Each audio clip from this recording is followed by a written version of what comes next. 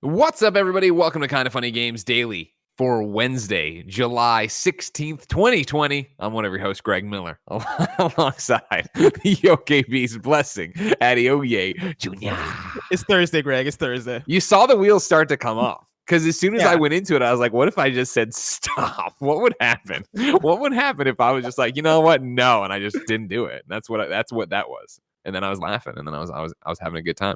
Now, Blessing, let's get the elephant in the room addressed. Kevin has made it abundantly clear you are dressed better than me today. That you look better. Yeah, what's up with Greg Miller? Because usually you're the one who shows up in like a suit and tie. And I haven't put two and two together until now. You've not dressed up for Kind of Funny Games Daily since this work from home. Distance. Okay. Yes, that is accurate. But number two, is this dressed up for you? What you're wearing? I just enlarged your image. You're wearing a nice. He's wearing a very nice sweater. Move your microphone. Is this a full zip or is this a half zip? It's a half zip. Yeah. It's a quarter zip, actually. Yeah, this is. I don't think this is dressed up. This is dressed better. You know what I mean? This is better. I didn't say he was going out to the opera. Yeah, Kevin's not over here saying that like I'm James Bond or anything. He's just saying that I look good. Yeah. And I take the compliment. I accept the compliment, Kevin.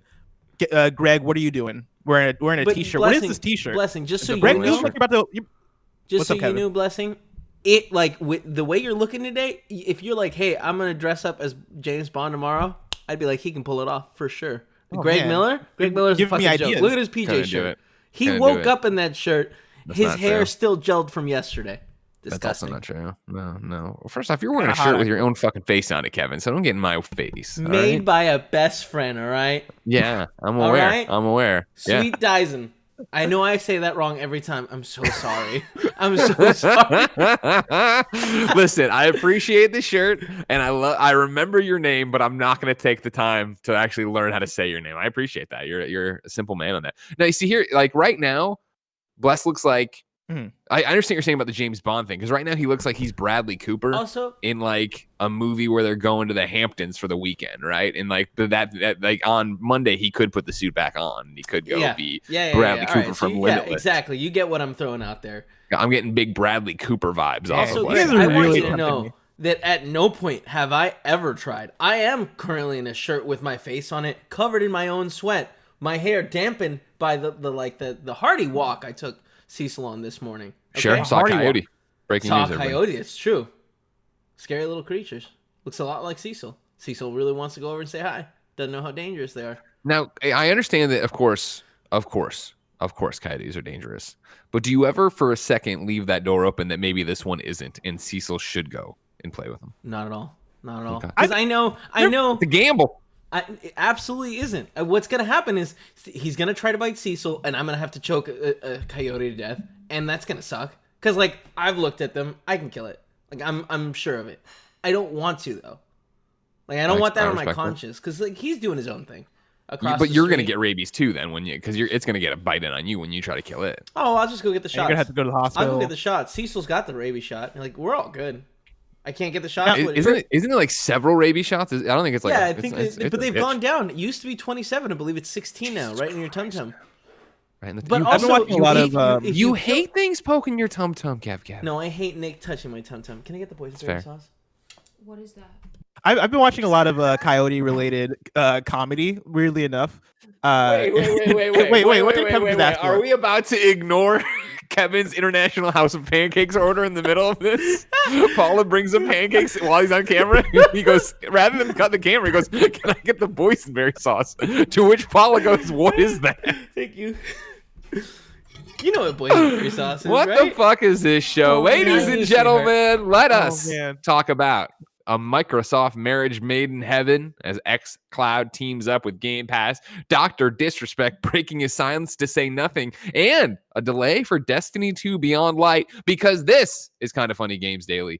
Each and every weekday on a variety of platforms, we run you through the nerdy video game news you need to know about. If you like that, be part of the show. Patreon.com/kindoffunnygames with your questions, comments, concerns, everything under the video game sun. While you're on Patreon.com/kindoffunnygames, remember, you can be part of the show, of course, like I just said, but more importantly, you can get the show ad-free. You can get it with the exclusive post show we do each and every weekday, along with a bunch of other benefits. Oh no, there goes his mic. His mic got unplugged. Oh no. Everyone, it's okay. He's back. It's okay. He's coming back. Hopefully everything automatically switches over. Nope. We can't hear you. You gotta switch it over. Oh, there it is. I had to switch it back over. No, it's here. Yeah, it just took a second to kick in. The microphone thing, it hangs on by a thread. You know what I mean? It hangs on by a thread. You just tap it, boom, it's out, it's gone. Patreon.com/kindoffunnygames. You can do all the stuff I said, and you can be part of the other shows like the Xcast and everything else. But I digress. If you have no bucks to toss our way, it's no big deal. Head over to twitch.tv/kindoffunnygames. You can watch live as we record it, just like Mr. Yasman 300, Winter Burn, and Weissmark are as well right now. While you're watching live, you have a special job. Go to kindoffunny.com/you're wrong and tell us what we screw up as we screw it up, so we can set the record straight for everybody watching later on youtube.com/kindoffunnygames, roosterteeth.com, and listening on podcast services around the globe. Let's get some housekeeping in for you, ladies and gentlemen. Remember, we made a big announcement yesterday, and I have to say thank you all for your support, enthusiasm, and love. The Kind of Funny Xcast is Kind of Funny's brand new Xbox pilot program, starting Saturday at 6 a.m. Pacific time. You can go over there to youtube.com/kindoffunnygames. Podcast services around the globe. It's already on Apple Podcasts. I believe it's gone to Spotify. I'm not sure yet. Obviously, that's all trickling out as it goes, to get the new Xcast hosted by Snowbike Mike, Gary Witta, and Alana Pierce. Remember, we have signed on for 6 episodes to see if this is a functioning thing we can do here that makes sense for us. We'd love your support for it. youtube.com/kindoffunnygames. Of course, podcast services around the globe. You can go to Patreon, or actually kindoffunny.com/Patreon is probably the quickest way to get the participation links so you can ask your questions of the team. Remember, kindoffunny.com/store is a bunch of great shit right now. We're getting ready to launch some new stuff. So if you haven't gone and seen the old stuff, go see the old stuff so you can then be surprised when new stuff comes out. Thank you to our Patreon producers, Mohammed, aka Momo, and Blackjack. Today we're brought to you by youtube.com/kindoffunnygames. But I'll tell you about that later. For now, let's begin the show with what is and forever will be the Roper Report. Time for some news. We got 4 items on the Roper Report. A baker's dozen. I like how it's like a wedding in there. I'm like, the Roper Report, and Paula smashes a plate on the ground. She's like, Opa. All right, number 1. Ladies and gentlemen, it's finally happening. What we've all said would happen. Xcloud is getting teamed up with Xbox Game Pass. The news comes from a lengthy letter from Phil Spencer, the head of Xbox, over on Xbox.com. It's called "You Are the Future of Gaming." And Blessing, did you read this already? I've not gotten the chance to, no. So it's a long and lengthy letter that I've pared down, but it's still going to be a long and lengthy segment here. I highly recommend everyone go over there because we've said it repeatedly on this show. I talk about how much I like Phil Spencer, how much I like what Microsoft's doing, and how much I think they're building for this. This is like the Braveheart speech. Like, as you read through the entire thing, you hear the music swelling behind Phil. You see him like leading the charge, talking to the Xbox audience, and it's like at the end of it, I can just totally see him like looking at the camera and like, let's go, and like, and everybody runs at it, getting ready for next week on Thursday or whatever. It's fucking epic of a letter. But I parsed it down and got you the bullet points here for the most part. I'm going to read along the time though. I'm starting already in the middle.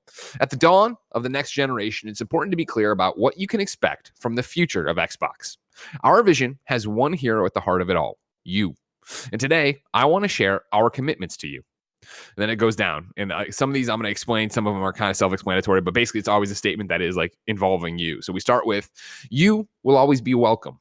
We are building Xbox for you, players from all walks of life, everywhere in the world. We want to make your Xbox community safe, accessible, and welcoming. A place where you can have fun. As we say in our community standards, harassment and hate take many forms, but none have a home on Xbox. Should you feel others are behaving in ways that violate our standards, our safety team will investigate your report and support you 24/7, 365 around the globe. And we continue to accelerate new technology to reduce hate speech and toxicity, giving you the tools to create the safe gaming community you want to play in. In addition to tools, we commit to bringing more diverse stories to Xbox for you to enjoy. We are empowering creators of diverse backgrounds to develop new stories, advocating for an authentic and respectful representation in games, and championing accessibility so that all can play. Additionally, more than 300,000 Xbox ambassadors give their time and passion to making Xbox the best place to play, and we invite all players to join us on that mission. We still have so much work to do and will not stop until everyone who plays feels welcome, heard, and valued. that's one obvious one I read in full right there. I would like you to think because it's that long or whatever. I thought it was, obviously important, obviously in the time we're living in that I remember, of course, assholes have no place in any of these communities, whether it be Xbox, Kind of Funny, anywhere. If you're going to be a dick and if you can't handle a real conversation, get the fuck out of gaming. We're so sick of having to deal with you. Right, Bless? Yeah, no, I 100% agree. I think this is a good thing to mention and a good thing to kind of reiterate for everybody in the community that if you're an asshole, like, get out. And all the ways they've mentioned this, right? Like saying that we champion diversity, we champion accessibility and all these different things. Like, good on you. It's good to hear. Yeah, and I think that you go back to these organizations and obviously enforcement and modding and all that stuff, but like just saying it, right? Saying that you don't have a place in these places is what needs to be said. I think in so many ways. Yeah, and I will say it's one of those things too where I think their actions have backed up their words in the way that we look at the Xbox. I can't remember the exact name of the compatibility controller, where it is like the accessibility controller that is built for different types of use and built in a way where it's trying to usher in as many people into being able to play video games as possible, right? Like you see actions like that, and that reflects this statement here. Oh, you're going to hear more about the adaptive controller in a second, Blessing. Don't you worry about that. One of the bullet points here was, and I'm again listing all the main points. Your games will look and play best on Xbox Series X. Here's where Phil goes into explaining all the bells, whistles, teraflops of Xbox Series X, but we've talked about those before, and you get it. It's powerful. You play new games day one with Xbox Game Pass. All Xbox Game Studios titles launch into Xbox Game Pass the same day as their global release. So you decide whether to purchase each game separately or play them all with your Xbox Game Pass membership. Xbox Game Studio franchises will launch into Game Pass day one of release include Halo, Forza, Age of Empires, Gears of War, Minecraft, Hellblade, The Outer Worlds, Psychonauts, Microsoft Flight Simulator, State of Decay, Wasteland, Minecraft Dungeons, and Sea of Thieves, and more new franchises in early development. So, when Halo Infinite launches, you and your friends can decide whether to purchase the game or play it with Xbox Game Pass. Next one. You won't be forced into the next generation. We want every Xbox player to play all the new games from the Xbox Game Studios. That's why Xbox Game Studios titles we release in the next couple of years, like Halo Infinite, will be available to play great on Xbox Series X and Xbox One. We won't force you to upgrade to Xbox Series X at launch to play Xbox exclusives. Obviously, information we knew, but there is some verbiage in here I think it's important to double back to, right? Yeah, like this is very interesting that when they're reinforcing it and then also saying like the way they're phrasing it as you won't be forced into the next generation, I think is very interesting because I think that one kind of reflects what we've been talking about as far as Microsoft's strategy of them not necessarily being worried about selling you a box, them more so worrying about selling you the ecosystem, which will come up more as we talk about Xcloud and some of the other things they have going on. But yeah, like the idea that within the first 2 years we're not going to have games that are exclusive to Xbox Series X. For any Microsoft Studios game, you'll probably be able to play on Xbox One or PC. Like that's incredible. That's really cool.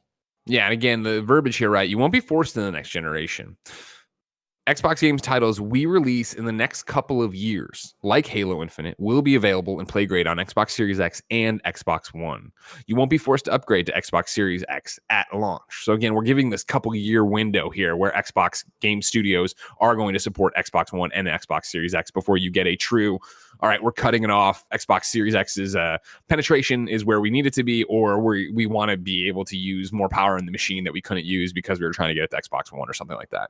Interesting to see, again, stuff we've heard before, but in now a Microsoft manifesto, right? Of like, here it is, bam, like next couple of years, you don't have to upgrade at launch. Like they are saying specific things here to make sure it's very clear that this is how it is now. It won't be this way forever. And understanding the why of it too. Of course. It's cool. Your games will not be left behind thanks to backwards compatibility. You will be able to play 4 generations of games on Xbox Series X on day one. That makes it the largest launch lineup for any new console ever with thousands of games to play. I think that one continued on too, but I just like the phrasing of that of like, you want to talk about a fucking launch library? Here's every Xbox game we've ever done. Yeah. Interesting way to take it. I mean, that's a big one for the argument too of why you should stick to Xbox over, and maybe not over PlayStation in this regard, because PlayStation is going to have backwards compatibility also. But I think over the last few years, as we've been talking about this race toward next gen and what these two competing boxes are going to look like these big statements that Microsoft can make are going to go a long way into like making the argument for why you should be interested in Xbox Series X. And so them being able to say things like this is the most powerful console, or them being able to say things like, and depending on how this shakes out with Lockhart and all that stuff. Oh, also we have the cheapest console or the cheapest ways to play with Xcloud, which again we'll get to in a second. But them also being able to say that, hey, this is the largest launch library available for a console at launch. Like that is also a big dick statement that they're making. Totally. That is going to go a long way for a lot of people. Exactly. And that's the biggest thing about it, where I think, we all get so entrenched in these conversations, right? Of like, and I'm a bad example, I guess, but because I like for work, I'm going to buy both. Like I want to have both on day one. I want to be able to experience them and go. But I know for so many of the audience members, I think it's a similar thing of like, I'm going to buy both, or I already know which one I'm going to buy, a PlayStation 5 or an Xbox Series X or neither or whatever. Mm-hmm. I do think that there's going to be, as we get closer to the holiday and closer to these launches, people who are more on the fence about it. And when it is, what's the launch lineup for PlayStation 5? And it's Miles Morales and it's Bugsnax and it's this. Like, okay, cool. Yeah, these are good games. Well, Xbox has a Halo game. Xbox has, we're about to talk about here in a second, Xcloud that you can play anywhere. Xbox has Game Pass, which I'd be buying if I'm getting Xcloud. And then I'm going to have, unlimited Netflix style of games. And suddenly, wait, can I get Assassin's Creed on it too? Then it really does become this, this weighted scale, right? Of, all right, cool. Even if you're going to buy, if you can only buy one this holiday season, would you look at it and be like, well, Miles Morales looks great, but it'll be there when I get back and I'll wait for Horizon. And maybe I'll just buy my PlayStation 5 with Horizon. Maybe I'll buy it with Last of Us Part 3. Maybe you start punting it down the thing. Because if all Xbox wants is to get you into that ecosystem, fall in love with that ecosystem, and then get you addicted to do it. And so you look around and go like, why would I go back to PlayStation? Why doesn't that just become my exclusive machine? Yeah, and at a certain point, it's going to come down for everybody of like, what's the thing that you look for more, right? Like, are you into the PlayStation library of games more, or do these services from Microsoft and the upcoming games they have announced speak to you? But in the way that, like, I feel like this console race more so than especially the last one with Xbox One versus PlayStation 4, like this is such an interesting case of, hey, both boxes, both ecosystems have valid reasons why you'd want to step in, like why you'd want to invest in getting a PS5 or an Xbox Series X or just having an Xbox in general. And so like you look at the last PlayStation presentation they did where they showed off Bugsnax and Miles Morales and Jet the Far Shore and that whole catalog of games that Ratchet and Clank, the list goes on. Horizon Forbidden West, like those are a lot of reasons to want a PlayStation. And so like this kind of back and forth of, yeah, dude, but like look at what we got. And now Xbox being like, yeah, but like look at the case we're making here. And it's the thing. It's fascinating to see and fun to see, honestly. Oh my God, it's awesome. This is what's so great about it. And again, what I think, the lessons learned of the Xbox One generation for Microsoft and Phil's team, like I think I've been talking about this for a long time, the foundation they're building. And I think when he sits here and he makes this statement, right, that is this mic drop, see you Thursday. You know what I mean? 1 week from today, we're going to be in the middle of, right? Or we'll just finish, or we'll be in the middle of the Xbox presentation of what games they're bringing. Our first look at Halo Infinite. And like, again, this is a great, like, did you forget who the fuck I am kind of statement of like, this is what Xbox Series X is. And then we're getting to the news part of it too, as we just continue. But continuing, your Xbox One gaming accessories come into the future with you too. The Xbox Elite Controller and Xbox Adaptive Controller all work with Xbox Series X, so you don't have to purchase new controllers. We believe that your investments in gaming should move with you to the next generation. Of course, great, awesome.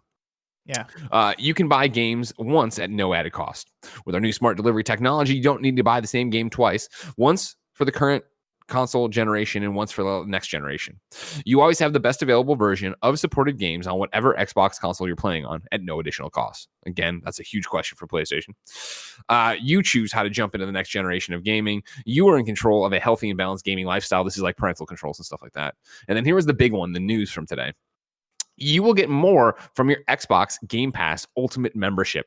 Finally, today we're announcing that this September, in supported countries, we're bringing Xbox Game Pass and Project Xcloud together at no additional cost for Xbox Game Pass Ultimate members.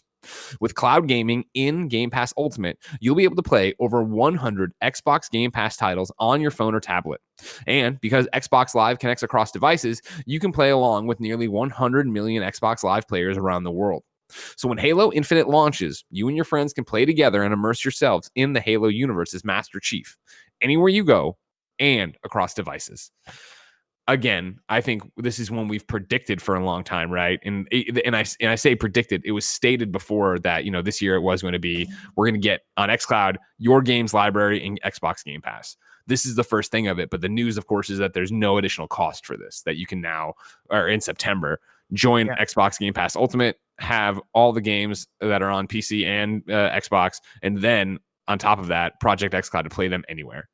Fucking hell yeah. Like, you know what I mean? Yeah. Again, this is what it's all fucking about. That's incredible. And I mean, especially coming off of, and I'm sure this isn't like a purposeful thing. I'm sure things just shook out this way, but coming off of the Stadia Connect that we just had, like this feels like such a nail in the coffin for that service.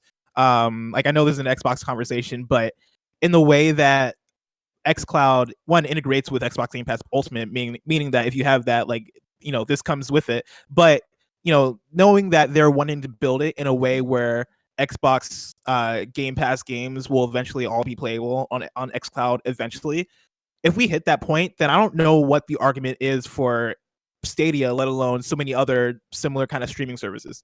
Benjamin Barry writes in to patreon.com/kindafunnygames, just like you can, to be part of Kinda Funny Games Daily, and says, hey, Greg and Blessing, with Phil Spencer announcing that xCloud would be free to Xbox Game Pass Ultimate subscribers in September, it had me thinking, how can Stadia even hope to compete with this? In Microsoft's version, you pay $15 a month. You get games in Game Pass, exclusives at launch in Game Pass, your entire gaming library you already have across 3 generations, soon to be 4 Xbox console generations, and that's coming eventually. The 4 games with gold games each month, and any game you buy in the future, such as Cyberpunk, you can stream on release date. He's combining a few different things. He's getting into the future of what Game Pass is going to be. Right now, you pay $15, you get the games in Game Pass, the exclusives at Game Pass, and then eventually, your library and all that stuff. I know people bash Stadia quite a bit, mostly deservedly so, but I can't think of a way Stadia could even evolve to compete with Microsoft's offering here. You agree, Blessing? I agree. Like earlier this week, I think it was me and Imran that were on the show, and we opened up the show talking about Stadia because we just came off the Connect. And one of the things I said was that I hate being so negative on things. Like I hate entering into an event being like, oh, this is gonna suck, and I feel like that's not a fair shake to give anybody. But one, like Stadia hasn't really come out and given us a reason to really believe that they can bring things back in the future, given what Stadia has been over the last year. And with what Microsoft has presented with xCloud and its integration with Game Pass Ultimate and what their vision for it is in the future, I have no idea what Stadia can do to compete at all. Like the only competing factor I can even think of at this point, like the only thing that might set it apart is the fact that you can watch YouTube videos and then click on a link and then immediately start playing that game. But that's who cares? And that's the thing, like nobody who's going to use that. Like I can think of very few use cases to where that's really going to net out in a way that makes people go like, oh snap, that was really cool. Like that just feels like an extra feature. That feels like something that's not as innovative as they wanted it to be. And so like with that out of the equation, I don't know what Stadia does that really makes it a factor in a way that it could have been a factor if they launched strongly. It's worth pointing out, too, that I saw somebody in the chat talk about it. I didn't put it in the news, but it is part of this conversation, I think, that it looks like, or the news is, right, that Xbox Live Gold 12-month subscriptions are getting phased out, it looks like. I'm now reading from Alyssa Mercant at Games Radar. Looks like the Xbox Live Gold 12-month subscription option is getting phased out. It looks like Microsoft is getting rid of the Xbox Live Gold 12-month membership option, as there's currently only 1 and 3-month packages available in both the UK and US sites. And then it prices it out. An Xbox Live Gold membership lets you get online and get 2 to 4 free games every month and discounts. Blah blah blah blah. The idea here, obviously, is the fact that when you look at what you can get with Xbox Game Pass, or what is it, Xbox Game. Ultimate Xbox Game Pass. The ultimate version that I'm trying to talk about and just stumbling over. Xbox Game Pass Ultimate, right? You get everything we've talked about. Unlimited access to over 100 high-quality console and PC games. New games added all the time. Xbox Game Studio titles the same day as release. Exclusive member discounts, perks. And it also includes Xbox Live Gold, right? Includes deals with Gold, games with Gold, and console multiplayer, which I think is what Benjamin was kind of looping in terms of where it's probably going in the future for everything else and yada, yada, yada. Yeah. I feel like maybe I misspoke before, actually. He might be then right on the money of what he was talking about, and I was the one confused. But there it is. Sorry, bless you. Yeah. I was going to say, I feel like they should change the name from Game Pass Ultimate to something else, because at this point, like, it's more than Game Pass, right? It's the thing that it's the thing that they want to sell you on more so than anything else. Like, if they at this point, Game Pass Ultimate takes precedent over Xbox Gold in a way where I feel like you'd want to market that better, like because but I think they're about to. Yes, and I mean, and that's the thing I'd hope, right? If they just change the name from Xbox Game Pass Ultimate to just like Gold Ultimate or something like that, or something that feels more so like, all right, cool. As somebody who might not be familiar with the ecosystem, I'm coming in and I realize that I'm not just getting this library of games. I'm also getting online, and I'm also getting Xcloud, and I'm also getting the free games if they keep that, because that's still right now it feels like such a crazy deal / membership to get all this stuff packaged together. But I mean, yeah, like, it makes sense that they'd want to phase. So it sounds like they're phasing down regular Gold, or they're not selling the year-long Gold subscriptions. Is that what they're getting at? It seems like, the idea is that they're starting to just funnel everything this way. So you look at it rather than say, oh, well, I'm going to buy Gold and be also probably, why would you think of it this way? If I already had a 12-month membership, or I was about to resubscribe for Xbox Live Gold for a year, what does that do for me with Xbox Game Pass Ultimate, right? I look at it, I'm like, wow, there's a $9.99 value in there, but I already buy it. I already do it this way. If you put it all, if it was that I'm buying Gold monthly, it's an easier sell to me to jump up to Ultimate. And maybe there is a back end refund thing I don't know about, but again, you're talking about a general consumer who would look at this and go like, oh, I'm already kind of paying for this. What would I do? Yeah, they've had deals in the past, which this might just be like a, hey, we can't be giving out money anymore kind of thing. But like, they've had deals in the past that I've taken advantage of. Sure. Where I want to say it was last year or maybe the year before last year, where I had Xbox Gold, and I also had Game Pass like separately. I think I had like 4 months of one and 6 months of the other. And if you upgraded for like $1 to Game Pass Ultimate, they would then just bundle that time together. And so I ended up getting like, however, I forget the numbers I said, but let's say like 9-10 months, 11 months of Game Pass Ultimate, because they combined everything together. I think there are ways they could do that and make that deal work, but this feels like more of the hard cutoff of, all right, yeah, no, let's just like, we have such a good deal here. Let's just like already put this foot forward and make this the front facing thing that we want people to subscribe to for a full year, as opposed to having more people buy Xbox Gold and not understanding that that's the thing that we want to tear down. Yeah, stop muddying the water, right? I mean, I don't think there's an argument, right? Xbox Game Pass is the best deal in gaming. Like, you read through this, you're like, what an insane deal. Like, even if you were just gonna buy a base Xbox One and you bought it used, and then you just bought this, like, you'd have so much content, so many great games to play, so many amazing benefits. Like, it doesn't make sense, to muddy the water and make people go there and think of like, wait, what am I getting and why am I doing it? And let alone, like, if you knock it down where, cool, there are no more 12-month subscriptions, you're on a monthly subscription for your Xbox Gold, so why not this month not do that? Like, right now you can join Xbox Game Pass Ultimate for $1. Do that, and then you get in there and you're like, what else did it come with? And you start looking at it, you start using Xbox Game Pass, you're doing this, you're using Xcloud in September. Like, again, this whole thing is about deal. The whole thing is about winning fucking mind share, right? Yeah, and like, fuck yeah, Xbox, continue to fucking crush it.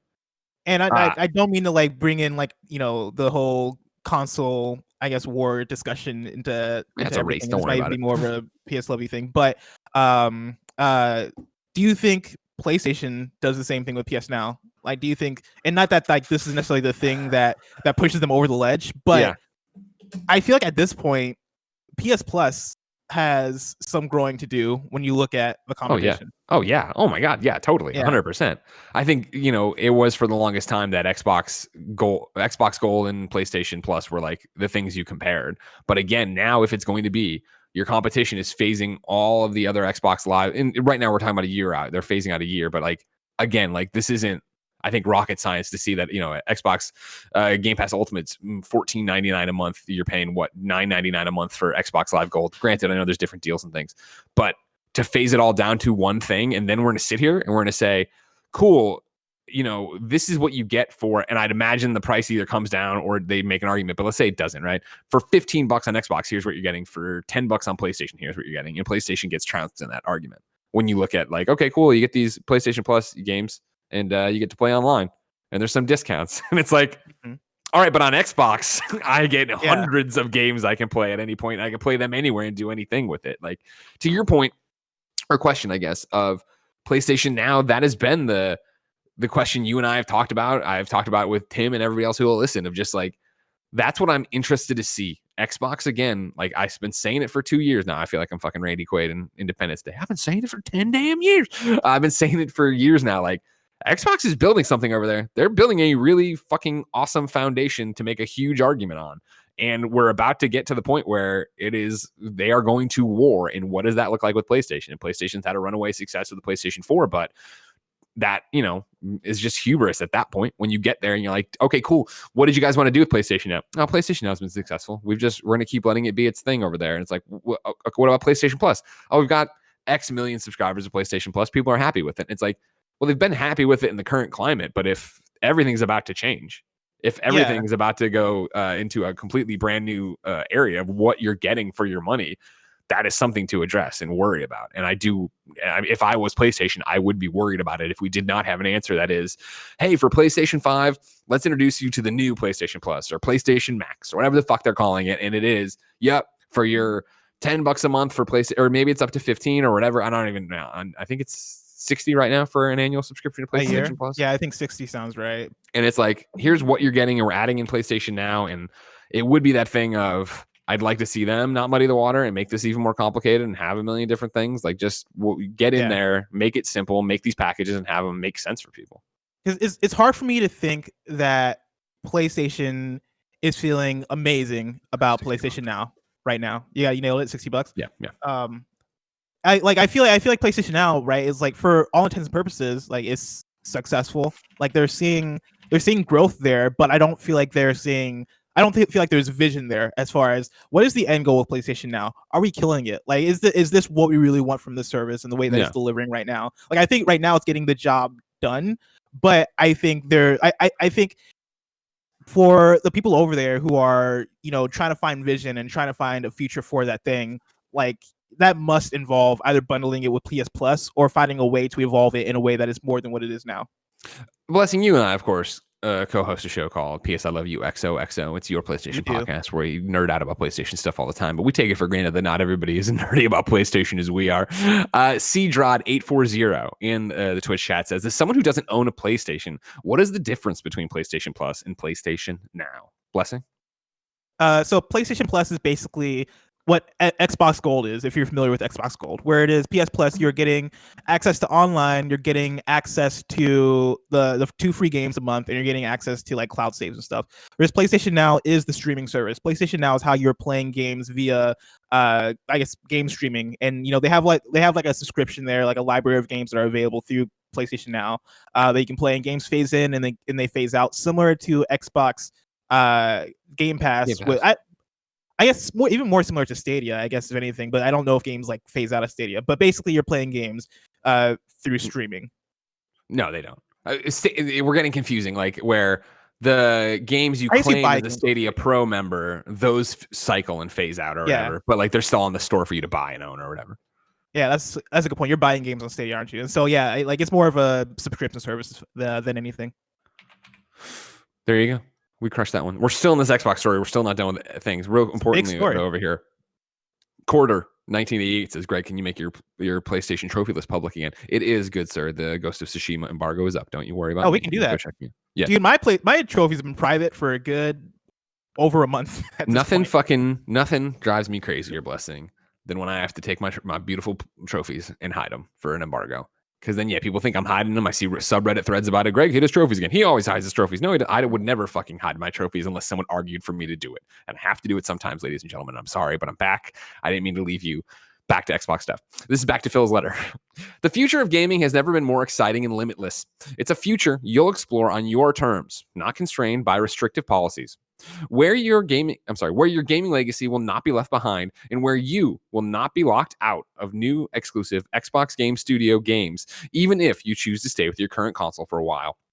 It's a future where you and your friends play the most immersive, responsive, and vivid games together on every screen in your life, and where games reach across the world and bring you stories you've never experienced before. It's a future in which you get more value from your games and where everyone is welcome. We hope you'll join us next Thursday, July 23rd, for the Xbox Game Showcase for the first look at the Halo Infinite campaign and more. And then he signs off. But that's what I'm fucking talking about.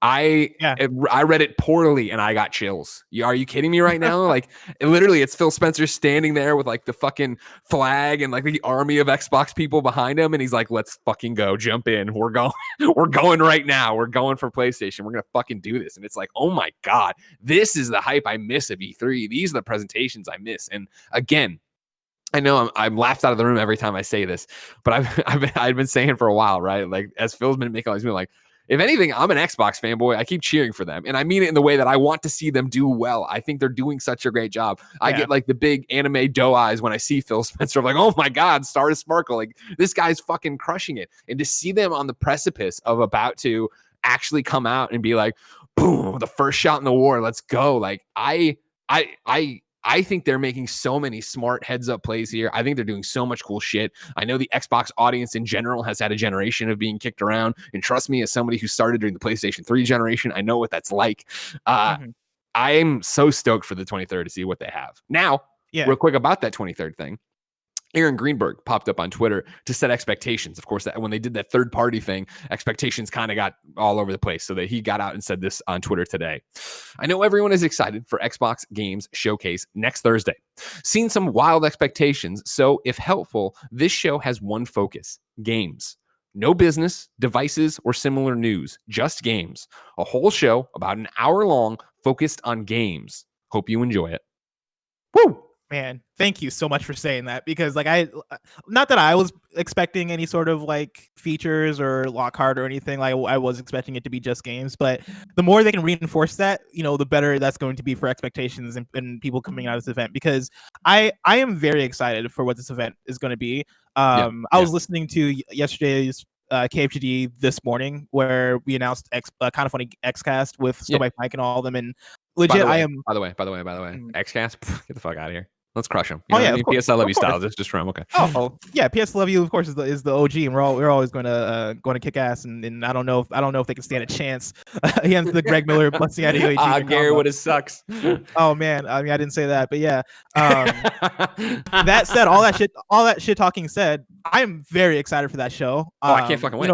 One, because it's a Kind of Funny Games thing that I'm not on, and so I can finally listen without having to hear my own voice, which I'm very excited about.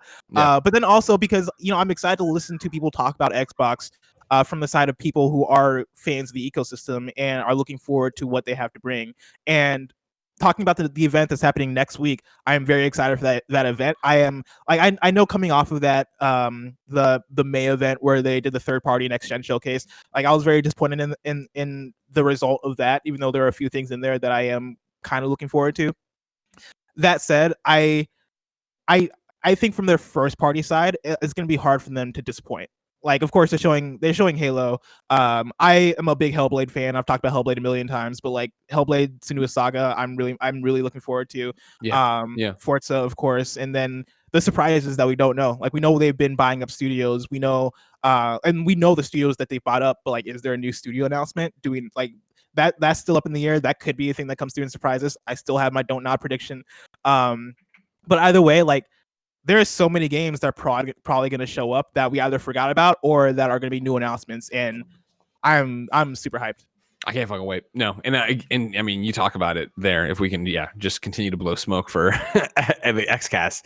Like, it's exciting for you to be on something or to not be on a show on Kind of Funny Games. Like, fucking, how do you think I feel? Like, I can't believe we're here. This is going to happen, and I'm so excited to. I was talking about it yesterday because again, like, the response was above and beyond anything we expected for this show. And there's plenty of criticisms, and we're taking those in too.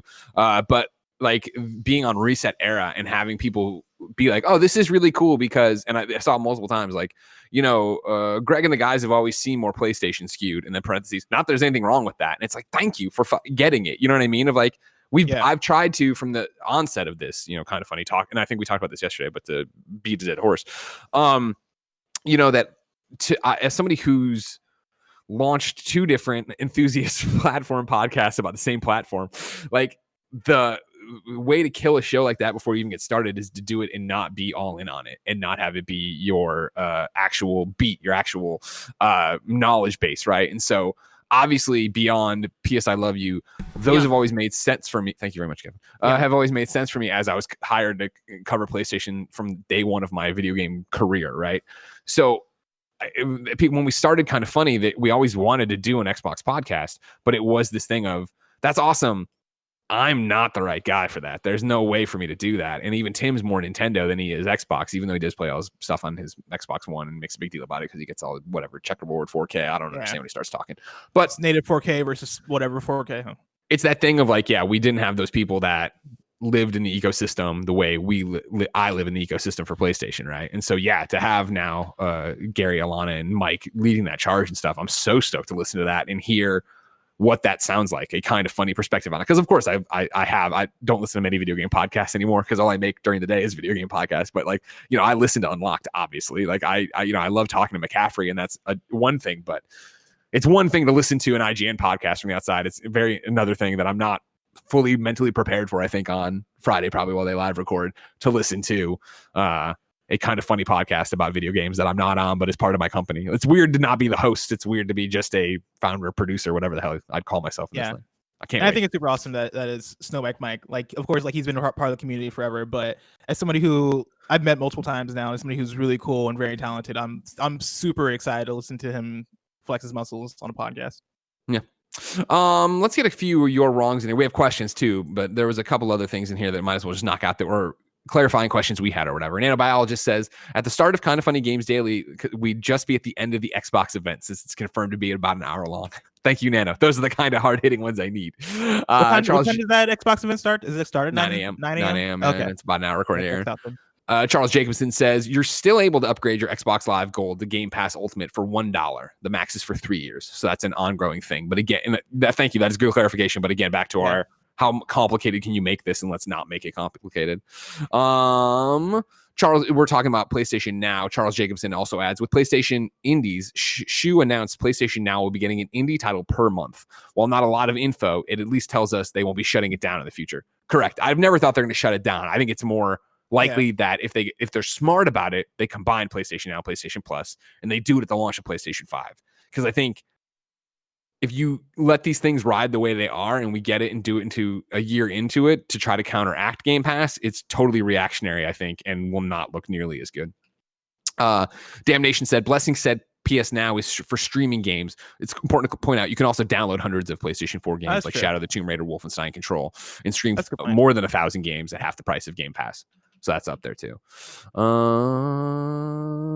Okay.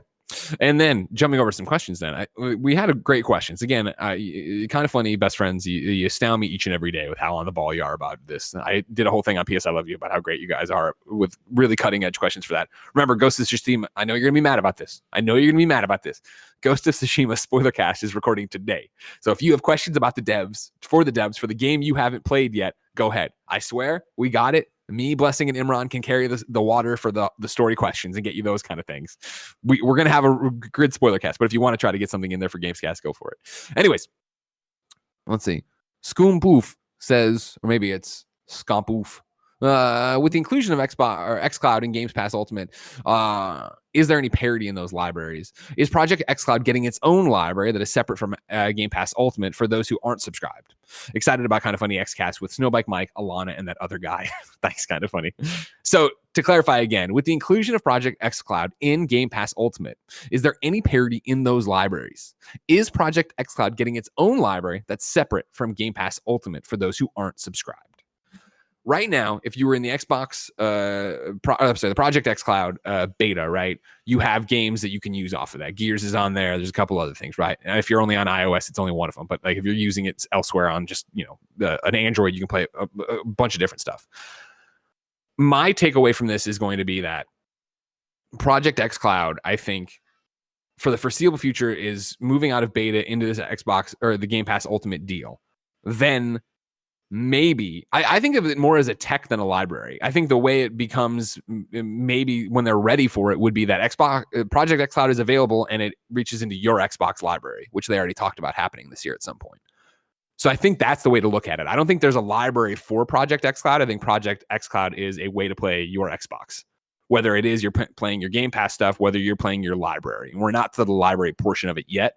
And I think the library that Xcloud does have right now is just for testing. And once Game Pass is up and running, and once your game library is up and running, they cut that out. Does that make sense, Blessing? I think that makes sense. I mean, I've kind of thought about it as having its own library, but I also don't know much about. I mean, because again, right now it has its own library. Right now it has its own library because that's how they're testing it. How much of that library is part of Xbox Game Pass is my question, because I wouldn't be surprised if all those games are on Game Pass. And so, like, the future of it, what they're building to is combined, like making everything on the Xbox Game Pass library playable through Xcloud. And probably with that, it's probably also what you're saying, where you'll probably be able to play your own library through Xcloud also. But I don't know if that's play 50 plus games on your phone or tablet. And we have A to Z stuff. I'm not going to read them all, obviously. A Plague Tale, Innocence, Ace Combat, Ark Survival Evolved, Battle Chasers Night War, Batman from Telltale, Borderlands Handsome Collection, Conan, Crackdown, Darksiders, Sea of Thieves, obviously, Tomb Raider, stuff like that. So yeah, there probably is crossover. But my takeaway still is that once the preview is over, they close this down. I think once Project Xcloud is out of preview / out of beta, it's just a service that you have, but you have to own Xbox stuff or be renting, for lack of a better word, or subscribed, I guess, to Xcloud or Game Pass. Yeah. See, this is why we just need one fucking name, because I can't keep it all straight. My only question is, would your whole library be playable through Xcloud? Because I don't think that'd be possible, right? Unless every game is playable through Xcloud. Because Xcloud I lost you on the first part. What was it? So, like, it would your whole library be playable through Xcloud with the that is what they said they were this year in 2019. They said as they come into 2020, the evolution of Xcloud in beta preview was going to be giving you access to your library and giving you access to Game Pass. That seems wild. Because I've always looked at Xcloud. Xcloud is just like having an Xbox. That's just the idea. It, for lack of a better term, it's a virtual Xbox that I have on my PC or I have on my phone with a controller. Like, that's what Xcloud is. I don't think Xcloud has its own library in the final version. Yeah, but I think the thing that's blowing my mind with that is because since Xcloud works as you're playing off of Microsoft servers somewhere, right? Like, for every single game on Xbox to be playable off of that means that they would have to essentially have checkmarked that game as available on their servers or whatever. Or like if you look at NVIDIA GeForce Now as an example, NVIDIA GeForce Now kind of works in that way where your PC library is pretty much playable through that service, but I don't believe every single game in your PC library is on that service, because they would have to allow for, I guess they would have to go through hoops to get all those games on that service, which is why we've seen people pull out because of whatever reason. Yeah. And so it's Microsoft is Microsoft. Maybe they do have that reach. Maybe they are able to make that happen. But I'll be surprised if you could play like some whatever random indie game via Xcloud. Like I'm trying to think of like the games we play on 104 games ranked for PSLV, for example. Yeah. Like if the Fighter X game or whatever game I have at the very bottom of that list, I don't think that game would be playable through Xcloud, right? Because that is taking up like some kind of server space for them. Well, yeah, but that's their whole thing with the Azure servers. The idea with Xcloud is you're dialing into a fucking super-powered Xbox in the sky that has the entire Xbox library there. A lot of people are pointing out in the chat, and I know this, I just don't think it's one of the cooler things of Xcloud, but you can right now basically remote play with Xcloud, which via your own so Xbox. You can already get to your library that way, but they've said that natively you're going to be able to do that through Xcloud eventually, which I think is more impressive than remote play, because remote play from a PlayStation guy who's used remote play a bunch sucks. But what I'm way more excited about streaming than just from the supercomputer machine, whatever, Xbox in the sky to whatever. Yeah, if your whole library is playable, I think that is going to be a really cool thing. Is what I'll say. Final question on all this. Gondors Condor says, good morning, Greg and Bless. Halo Infinite and Xcloud are coming to Game Pass. How the hell can Microsoft afford this? Hasn't there been a major conversation about video game inflation that runs counter to this? What are your thoughts on this announcement with this context? My thoughts on it. Oh, sorry, go ahead. I'll go for it. No, it's all you. My thoughts on it, I figure it's one of those that I prepped the question, so I knew I had something to say before you did. Like, my thoughts on it is that this is a calculated move by Microsoft to get you into that ecosystem and buy all your games there. Yes, games cost a lot of money, and Microsoft's ready, I think, to eat it on first-party stuff to get it to you on this Game Pass thing, because if they're keeping you subscribed for $9.99 a month, and I know there's the buck or whatever, but if they're keeping you subscribed, that's more for an entire year. That's more than the cost of one of these games, which I know is a weird way to argue it. But again, the idea here is a breadcrumb trail to get you into the ecosystem so that when you turn around, you're super deep and you're like, well, I fucking love it here. Why would I want to leave? There's so many cool things going on here, and you're buying games and you're buying things. And I think it's just that brand loyalty escalation of it, where I think right now, one of Microsoft's problems, in quotes, is that the Xbox One generation, while a great machine and, totally recovered from a really ugly launch, it didn't deliver the exclusives that the PlayStation did, right? When we talk about like must plays and crazy game of the years and all this shit, right? And you've seen them get into gear by beefing up the game studios, getting a whole bunch of first parties in, really getting ready for this war.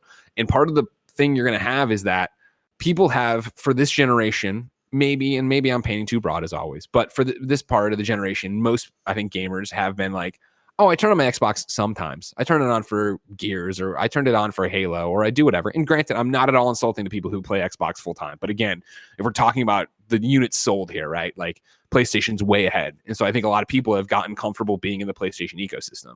So Xbox's uphill fight here, I think, and why I think Halo Infinite is going to fucking rock, because it has to, is that they have to prove to you need to buy this Xbox. You need to buy this Xbox soon. You should probably buy this Xbox before a PlayStation.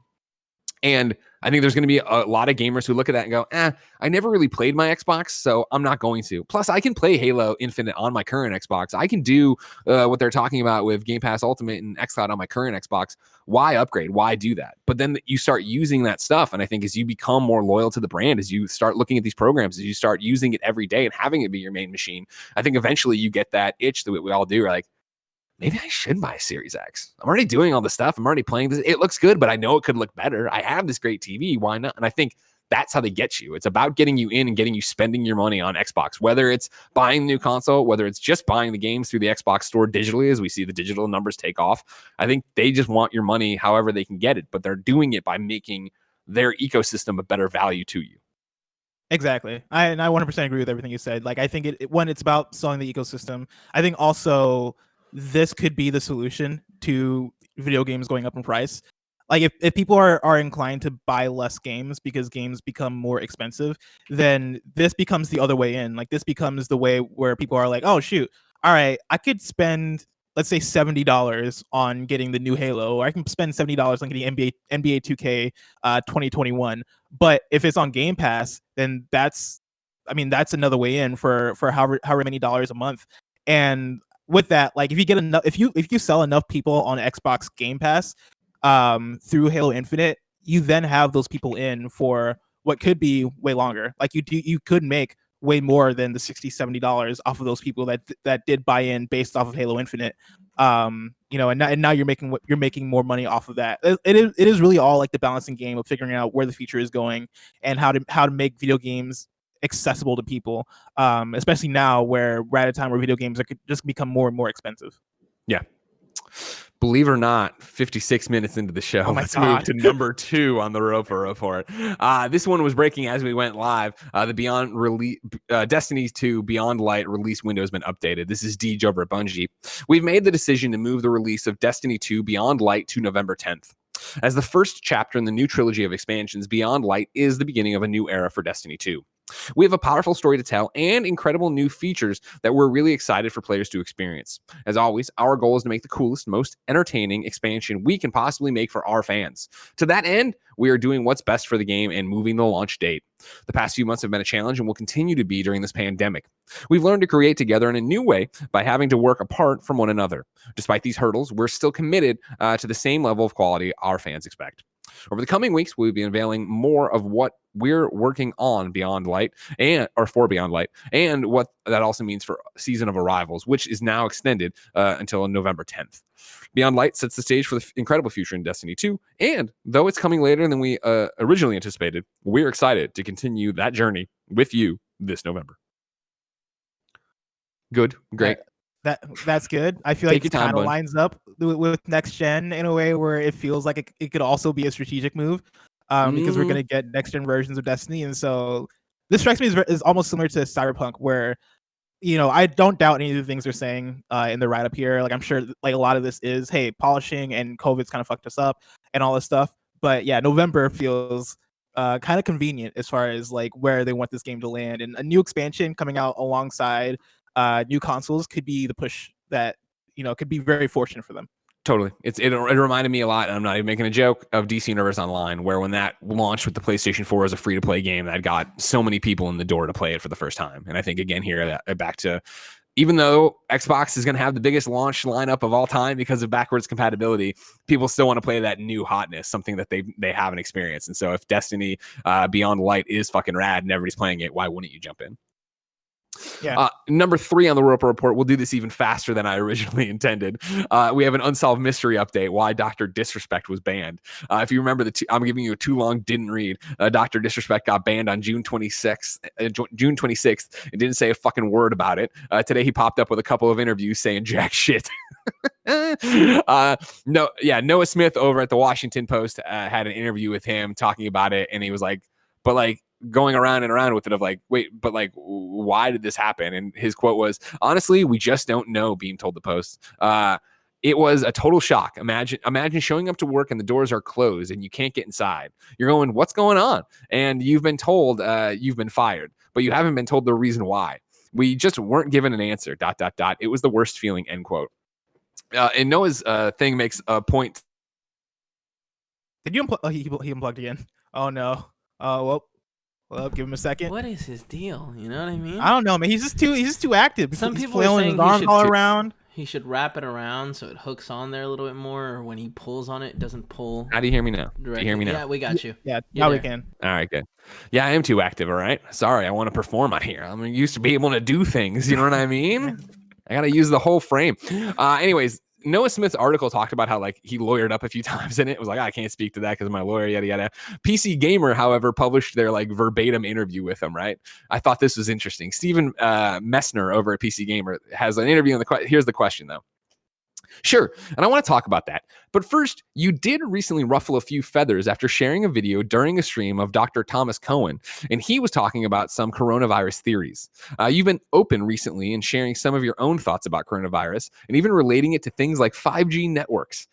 Even on your last stream, you were talking about David Icke and his documentary.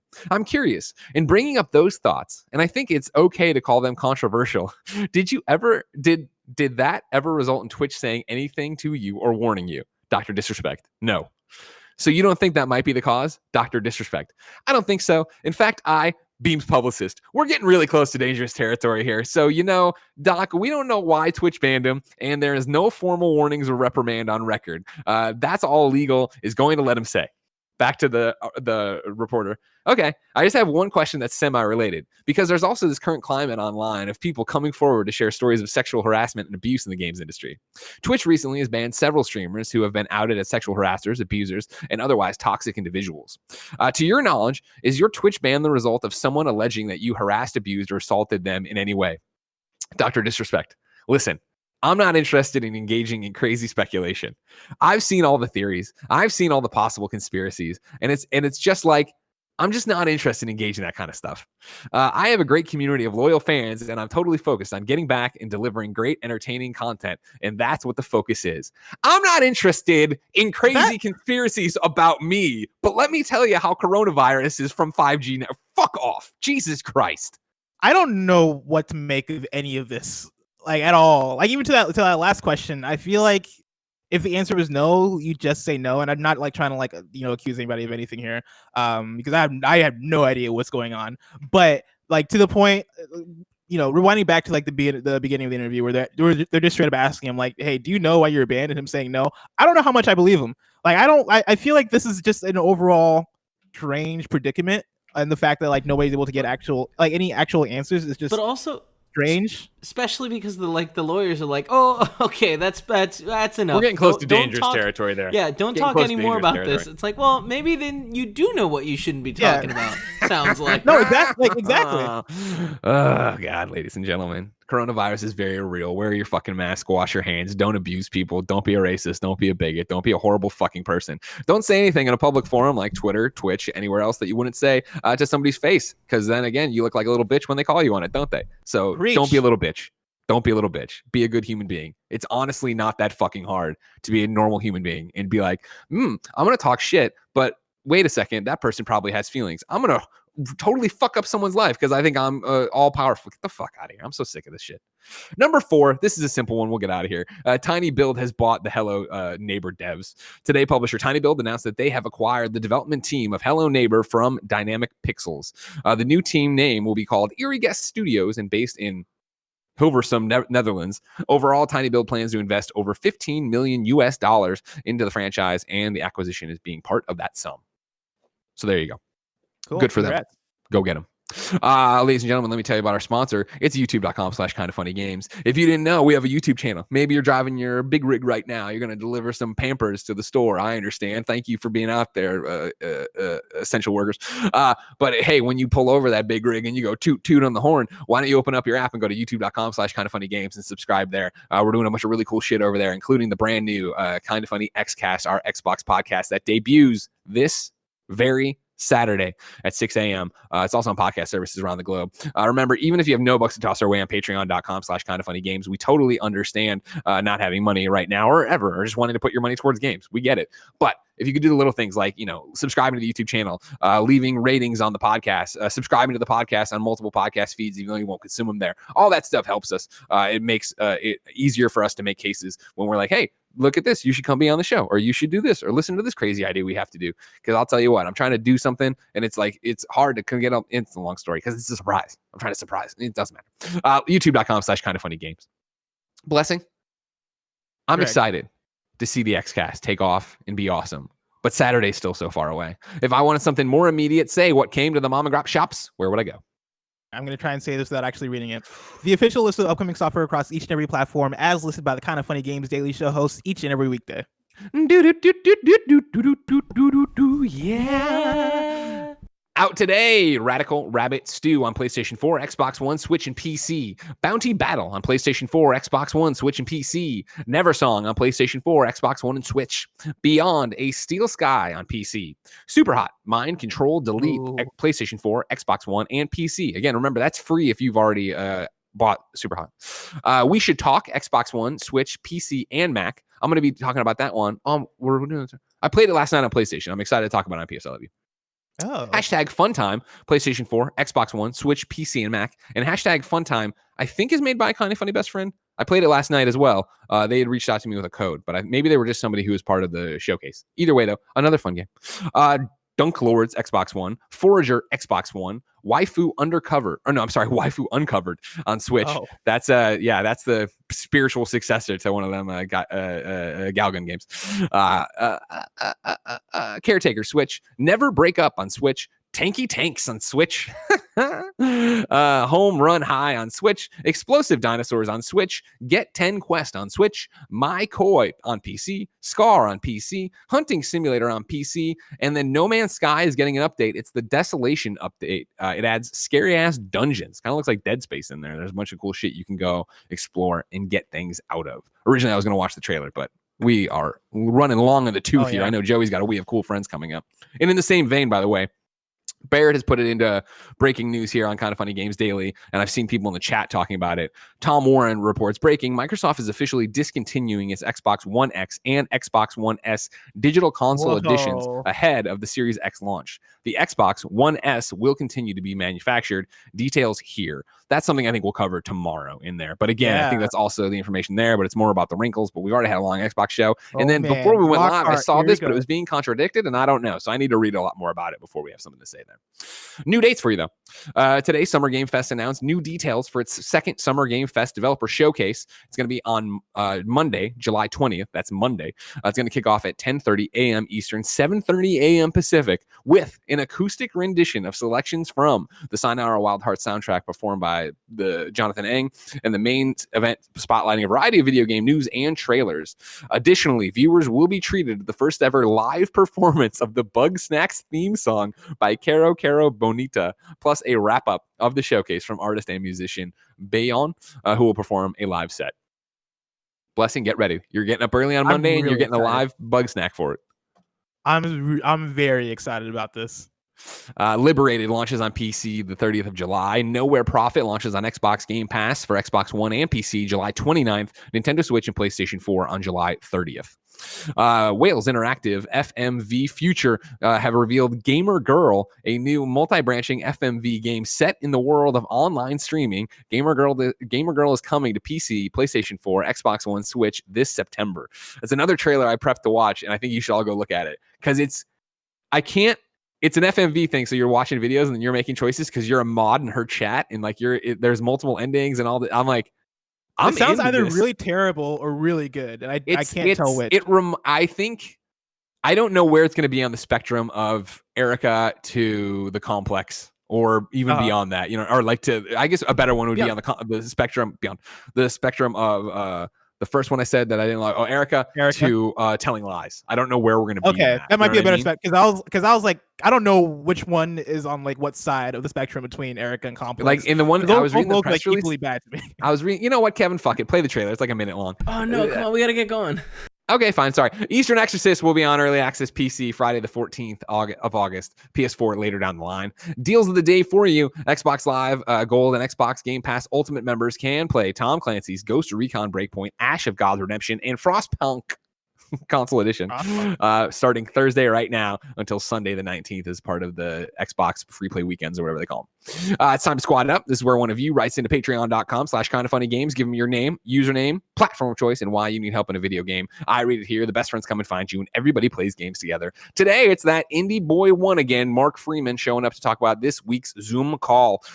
This week, we will be doing the Kind of Funny community Zoom call Saturday from 11 a.m. to 4 p.m. Pacific time, but will likely go longer.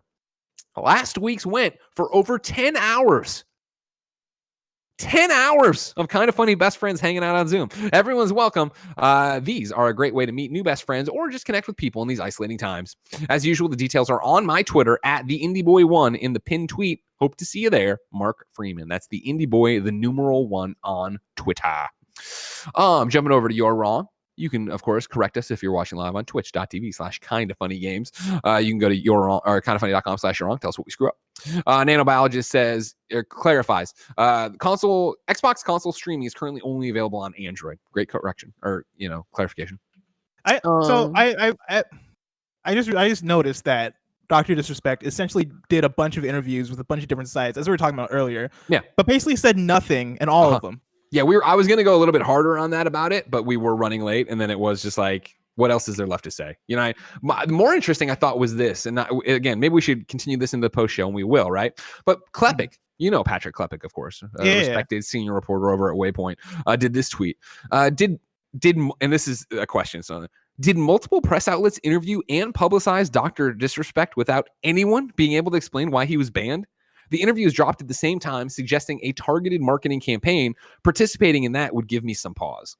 And again, it's one of those, I find it interesting that both the PC Gamer and Washington Post interviews were like, in his first interview since this broke, meaning to me that they didn't realize somebody else was interviewing him too. So I don't know if it was like a PR blast of like, hey, talk to Dr. Disrespect. The embargo is this, but that very sounds weird. Like what it is. And that is very strange given the situation that man is in. And it's that you get it to an extent, right? Not because you can't get him to talk, but because he's not going to talk about it. Twitch isn't going to talk about it. Twitch isn't going to talk about something they could get sued for. Dr. Disrespect is like whatever. It is point. Yeah, this is clearly a marketing thing for him because like who now on his team was like right now is the time to market. Like that's my question. Like, it's the normal thing. Right, I don't know if you know this. I don't know if you know this, Blessing.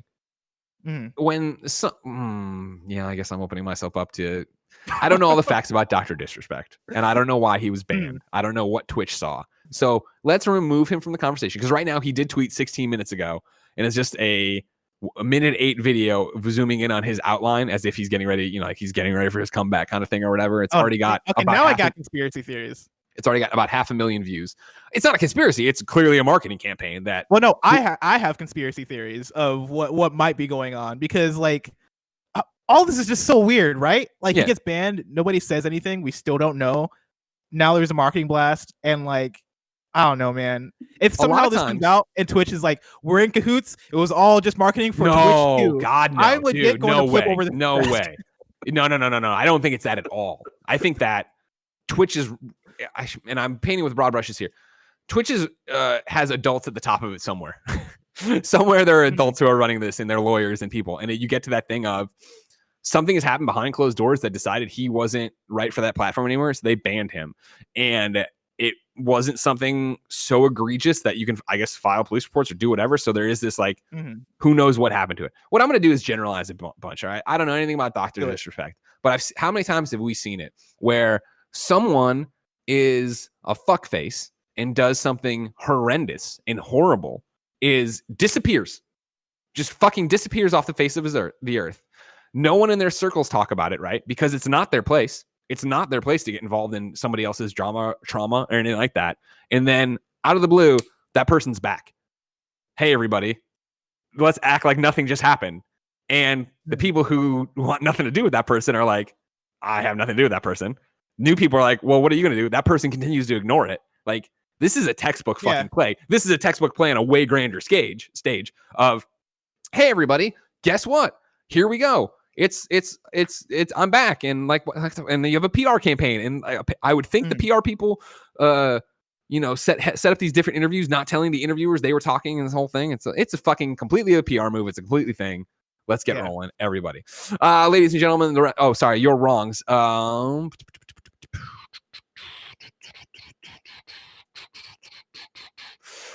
Yeah, okay. Ladies and gentlemen, next week's host, or no, this week's host still. Me, it's Blessing and me tomorrow. Blessing gets the lead. I get to be here and be a drunkie and just sit here and just yell like Gary Wood. I get to have a hot take. Did you say drunkie? Once.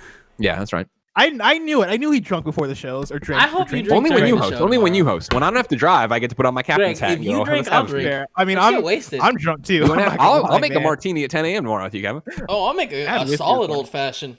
There we go. There it is. By the way, y'all, you and Bear are gonna owe me a shot when Batman is announced at DC Fandom, I believe. So that's 2 shots that I'm gonna have to get sent from y'all. Yeah, you and Bear. All right, ladies and gentlemen, this has been Kind of Funny Games Daily. If you enjoy us yelling at each other like this, we're about to go have fun on the post show.